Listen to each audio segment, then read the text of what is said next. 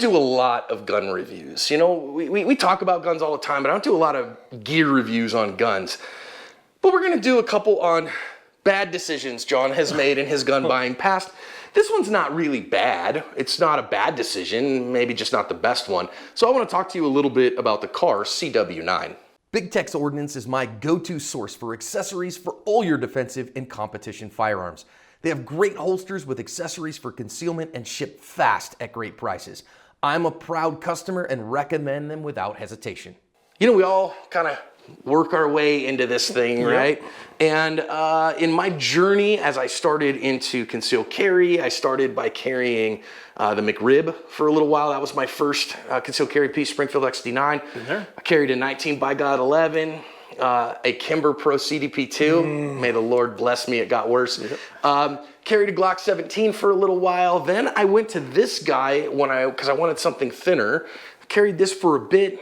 Went to a Glock 19 from there to a VP9. Now I'm carrying a P30. Okay, there's my whole history. Why this guy? Well, I wanted a gun that was thinner. I wanted a gun that was a little bit more concealable than the G17 that I was going. The G43 had not been brought to market yet. So I picked up this guy. And what you notice on this little Kahr is Kahr has been around a while. They're now a group. They have a couple other brands with them. Single stack 9, 7 in the magazine, 1 in the chamber.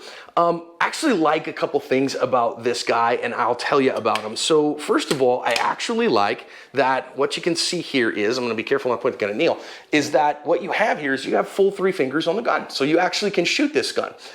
Second thing that you might see, and we'll kind of show those on the range as well, reasonable sights. The sights are, you know, a dot in the front and a notch with a post on the rear. So it's not too hard to keep them from lining up. You can see them, they're replaceable. You can buy aftermarkets if you want. It's got a visible chamber indicator.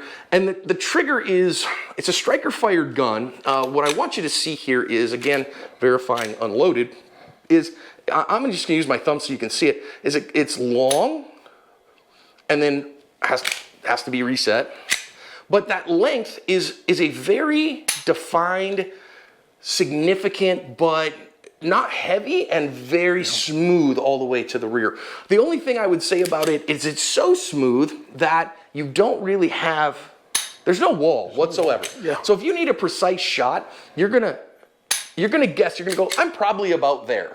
So there's no wall, but on the other hand, that trigger press this trigger's pretty ridiculously smooth. I don't know, you've shot that a little bit. Yeah, it's very smooth. There is no wall whatsoever. No wall and a defined drop, almost no over travel, but a very long reset. There's almost no over travel. I mean, as soon as that clicks, you're at the end. You're at the end. Yep. Then on the reset though, the reset is all the way up. Very long reset. So, you know, I think the thing that I saw about this gun is I only carried it for a little while, is that in a modern context, it doesn't have the capacity that it needs. It doesn't. You know, what's the capacity on this? 7 plus 1. 7 plus 1. So, you know, you'd much rather have something like a SIG P365, you know what I mean, that gives you 10 or even 12, depending, you know, a Glock 48 with 15 plus 1 if you're using shields, something like that.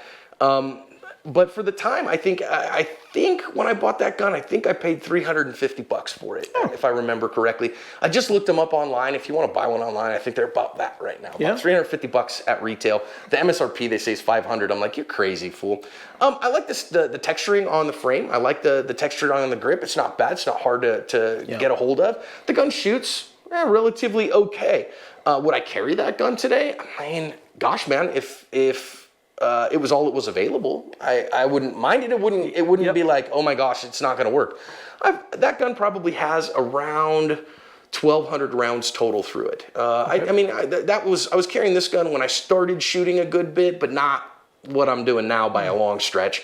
And so, but it's proven reliable through that. So let's go to the range and shoot it a little bit, shall we? Yeah.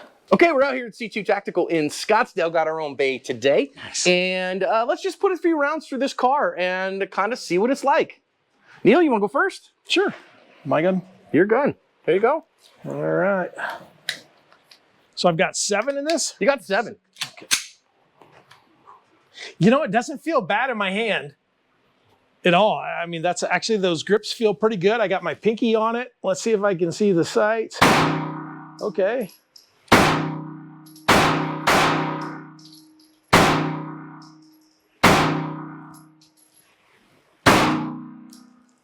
Hey, that doesn't suck to shoot at all, really. I'll give it that. How's that trigger reset feel to you? The trigger reset felt fine to me. It's a long trigger, and you're really pressing for a long time. Now, I'm a dot guy, and these sights are not great, but you know, I can at least make them out and see them. I was shooting pretty quick, and well, I mean, this isn't the end of the world gun. I mean, I don't know that I would carry it because of multiple reasons, but enjoyable gun to shoot, and it doesn't hurt like those little tiny ones do. Okay, my turn. When you insert the magazine, you got 3 fingers on the gun. That's pretty good. Now, it's thin, right? So I don't have as much real estate here as I might like, what I'm used to with a double stack. But, you know, let's shoot it a little bit, see what we got. I'm just going to walk you through my process a little bit there. I could see that. I see the dot on top of the dot. I don't love shooting irons. It's compressed. Not bad. Not bad. I mean, I'm going to see if I can hit what I'm aiming for here. Oh gosh, I'm so used to staying target focused. Gosh, man, it's long. That trigger is long, but it breaks definitively, and it doesn't have a wall at all. So, and I'm hitting what I'm aiming at. I was aiming up at the 3 there. Let's just kind of. Gun stays secure. I'd say it's a little right here on my thumb because of the thinness. It's a little bitey. Not that the slide was biting me. It's just a little stout on the recoil there because it's so thin. I don't know, man. I think I've spent money on stupider things. Yeah, I don't dislike that gun. I think that if you said, "Hey, John, you can either carry this or you know, it's roughly the size of a Glock 43, just a tiny bit longer than a 43. I think I prefer the Glock trigger to the Kahr trigger, so I think I'd carry the Glock. And of course, you're going to be able to find way more accessories for a Glock today than a CW9 Kahr. But I mean, if somebody showed up to a class with this, I don't think I'd be mad at them. No, I wouldn't either. I would want to run, you know, 500,000 rounds through it before I made any kind of definitive decision, but I don't dislike it after a mag. Yeah, not bad, but I think there are better choices. Oh, yeah.